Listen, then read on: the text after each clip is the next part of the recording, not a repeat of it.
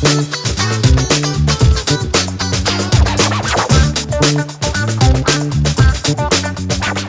key of C, but I'm not going to just use the same pattern I was just playing. I'm going to play the key of C here in pattern 2, utilize this shape, and then there we go. It's totally available right here.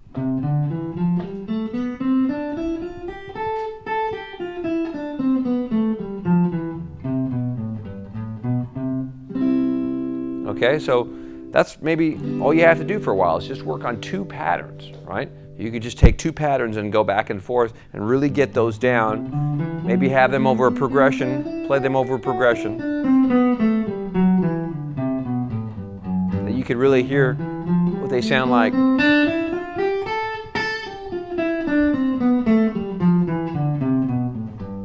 We're back to G.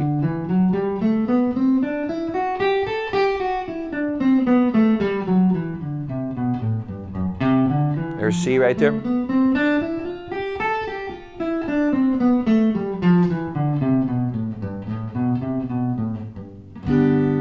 Okay, and then you work on that for a while. Then you could maybe focus on a couple other shapes. Maybe you could focus on pattern 1, moving from pattern, I don't know, 1 in the key of F to pattern 3 in the key of C. And then you can combine 2 keys in one position, and then you could practice putting them together that way. Okay. The main thing is that you don't try to do all of them at once, because you're not going to soak it up into your big head of whatever it is that this is right away. You want to soak it up over time and kind of slowly learn it. Okay. So that's better. It's a better way to absorb and to remember the information. Okay. Now let's go take a look at the ultimate goal that you want to be able to achieve when you're practicing these scales, and that is simply playing ultimately 5 keys right here. I've written out C major, G major, D major, A major, and E major. 5 keys, 4 bars of each key. That's what I wrote here. 4. That represents 4 measures. Okay, we're going to do that.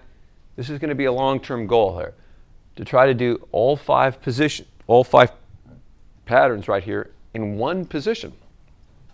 Okay, so it will really show you how important it is to learn these patterns slowly, but ultimately you'll be able to do them all in one position, and that's going to be a great wealth of knowledge that you'll be able to use, because that means you'll be able to improvise solos and move effortlessly through keys in one position or up and down the neck, however you choose to do it, in a way that's going to make it really easy for you to be melodic and expressive. You're not going to be hunting around for 1 or 2 patterns that you know well.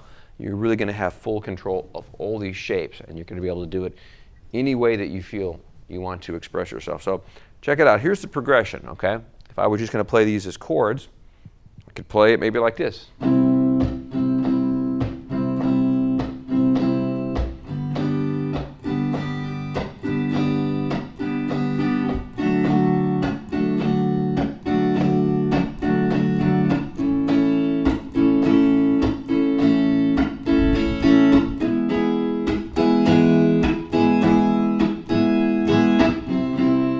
Okay, so it's basically those are the sounds of the keys going by. Now what I want to show you is how effortless it's going to be if you know all these scale patterns to play through that progression using the major scales that I've shown you today. Okay, this will be a long-term goal though. You don't have to think that this is going to be something you have to do in a 20-minute lesson. You're going to be practicing this for a while. So here's the progression right here. Here's the progression right here. Now it's 4 measures of each key. So that gives you time to go up and come back down in the major scale. Here's the next key. Okay? So notice I recorded a slow progression so you'd be able to have time to get up and down it really easily. Now listen to what I'm going to do. I'm going to start off in pattern 3. Okay? And I'm going to play pattern 3 right here. And I'm going to stay in one position here. I'm going to even write that down for you. I'm going to say,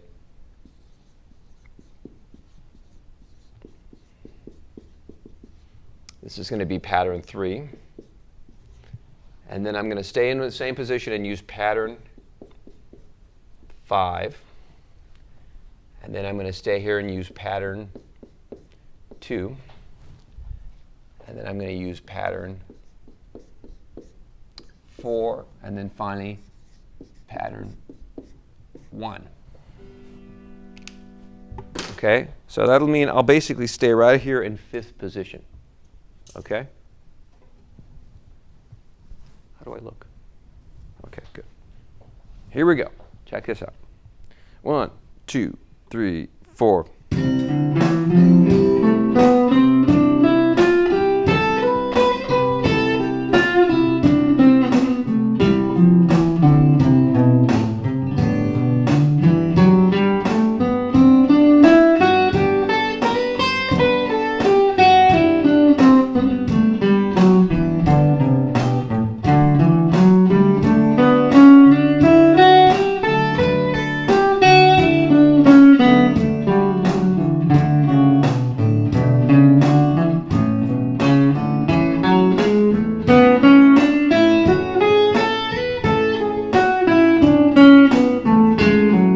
Here comes E.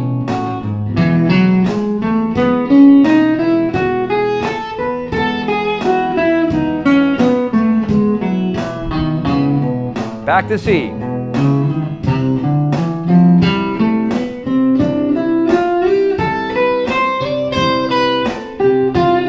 See if you can follow me at home.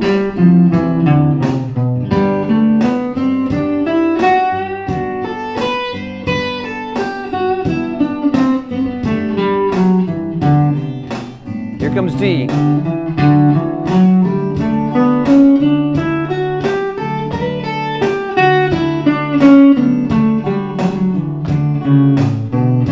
Here comes A.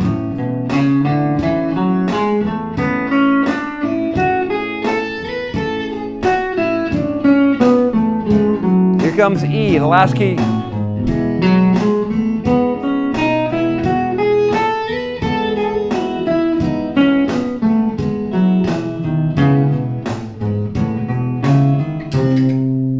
Okay, so a very simple exercise, but something that you're going to be practicing for a long time, and there's going to be different levels of skill that you can acquire through that, and knowledge that you can get out of practicing that. Right now I'm just doing it in eighth notes, and I'm keeping it real slow, and I'm just going up and down the scale patterns. You can make it interesting and as musical as you want, the better that you get at playing these scales and understanding the patterns. I was just keeping it basic right here, but the idea is that eventually you're going to be able to be free to express yourself, okay? And that's what we're trying to do here, is to get to the point where we can make music and listen to what the melodies and the ideas that we have in our head, and we don't have to think that much about what we're actually having to play or where patterns and shapes are. We play from a much more intuitive, deeper level of expression from just inside and not thinking about it that much. Okay, so this is a good exercise for you to work on, and like I said, you could, if you wanted to practice just as a method to maybe simplify, you could just maybe take just two keys and just make this the practice, right? Forget about this, and just make that your progression right there.